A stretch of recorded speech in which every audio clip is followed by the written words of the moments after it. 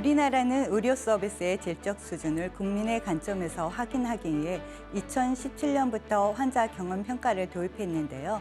오는 8월 건강보험심사평가원은 4차 환자 경험 평가를 진행할 예정입니다. 이번 평가는 의료질 향상과 환자 중심 의료 문화 확산을 위해 모바일 웹 조사 방법을 추진했다고 하는데요. 건강보험심사평가원 안유미 평가실장님과 자세한 이야기 나눠보겠습니다. 바쁘신 가운데 출연해 주셔서 고맙습니다. 시청자분들께 인사 부탁드립니다. 네, 안녕하세요. 건강보험심사평가원 평가실장 안유미입니다. 초대해 주셔서 감사합니다. 네, 먼저 건강보험심사평가원, 우리가 심평원으로 많이 알고 있는데 간단한 소개 부탁드리겠습니다. 네, 건강보험심사평가원은 환자가 병원이나 의원에서 진료를 받으신 후에 지불한 진료비가 적정했는지를 심사하고 의료의 질을 평가하는 기관입니다.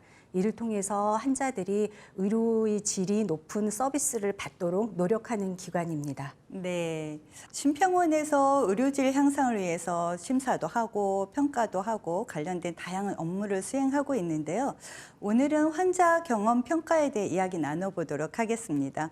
국민들에게 환자 경험이라는 단어가 좀 생소합니다. 환자 경험 평가 어떤 건가요? 네, 환자 경험 평가라는 것은 병원에 입원해 있는 동안 환자가 의사, 간호사 등 의료진과 이야기할 기회가 충분했는지, 의료진의 설명을 이해하기 쉬웠는지, 그리고 치료 과정에 환자가 참여할 기회가 있었는지를 평가하는 것으로서 국민들이 직접 평가에 참여하는 병원 평가입니다. 네, 병원에서 의료 서비스 경험을 국민이 직접 평가한다. 이거 좀 생소하기도 하고요. 상당한 의미가 있는 것처럼 느껴집니다. 환자 경험 평가 방법이 어떻게 진행되는지 궁금하네요. 네, 환자 경험 평가는 종합병원에서 입원해서 입원 치료를 받은 후에 퇴원한 지 8주 이내가 된 만 19세 성인들을 대상으로 하고 있습니다. 평가는 올해 8월부터 11월까지 실시될 예정입니다. 혹시 퇴원하신 후에 카카오톡이나 문자로 환자 경험 평가라는 문구가 포함된 설문지가 도착을 한다 그러면 여기에 대해서 적극적으로 참여를 해주시면 됩니다. 네, 방법은 이제 카카오톡이나 문자로 오는 건데요. 그런데 좀 걱정되는 부분이 있어요. 이 모바일 웹 조사를 하다 보면 젊은 사람들이야 잘할 수 있는데 또 노년층이나 고령층에서는 이 부분에 대해서 좀 익숙하지 않은 거기 때문에 혹시 또 누락되거나 낯설어서 못하는 경우가 생기지 않을까 이런 부분들이 좀 걱정되기도 하는데요.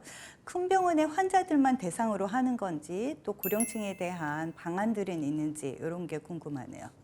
네, 저희도 이런 부분에 대해서 고민을 많이 했었는데요. 최근 자료를 보면 65세 고령층의 경우에도 10명 중 8명이 스마트폰을 능숙하게 활용하고 있는 것으로 확인됐습니다.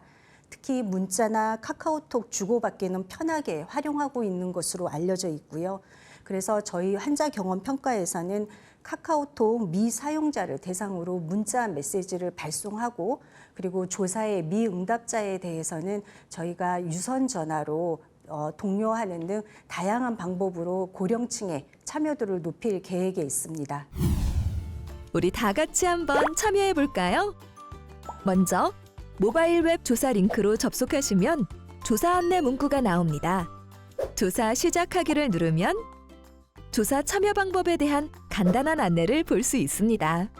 그 다음으로는 입원 경험이 있었는지에 관한 본인 확인 절차를 진행합니다. 이제 설문 문항으로 들어가 볼까요?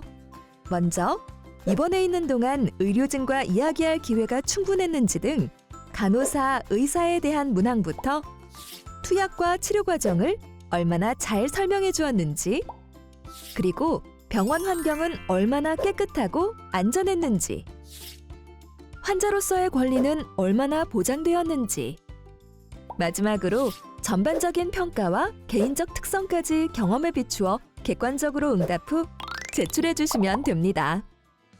환자 경험 평가가 완료되었습니다. 네, 그러다 보면은 환자 경험 평가하실 때 카카오톡이나 문자로도 할 수 있지만 또 글씨를 모르는 환자분들도 있을 수 있고 뭐 이러면 이제 전화로 또 답변을 들어서도 체크가 되는 건가요? 네, 그렇지는 않습니다. 이번 환자 평가는 지금 모바일에서 문자로만 조사를 하고 있습니다. 네. 그러면은 이 문자나 카카오톡 왔을 때 적극적으로 하는 게 굉장히 중요할 것 같은데요. 오늘처럼 이렇게 방송을 통해서 이렇게 환자 경험 평가를 실시합니다라고 안내해 주는 것도 굉장히 중요한 역할을 하고 있는 게 아닐까 싶습니다. 이렇게 적극적으로 참여할 수 있는 다양한 방법, 홍보 방법들도 있을 것 같은데요. 어떻게 진행하고 있나요? 네, 심평원에서는 아직 환자 경험 평가가 익숙하지 않은 관계로 인해서 국민들의 환자 평가에 대한 인지도를 높이고 더 많은 국민이 참여할 수 있도록 방송뿐만이 아니라 라디오, 그다음에 포스터, 유튜브 등을 통해서 다양한 홍보 매체를 통해서 적극 참여할 수 있도록 홍보를 하고 있습니다. 그런데 혹시나 이제 설문조사를 하면 그 설문조사 때문에 내 개인 정보라든가 나의 질병이라든가 정보들이 노출될까 봐 이렇게 걱정하지 않을까 싶어요. 그런 거에 대한 대비 뭐 이런 거에 좀 있을까요?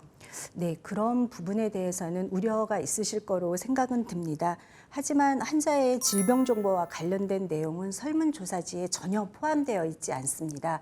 더군다나 이 환자 평가는 보건복지부와 심사평가원이 주관으로 하는 평가입니다.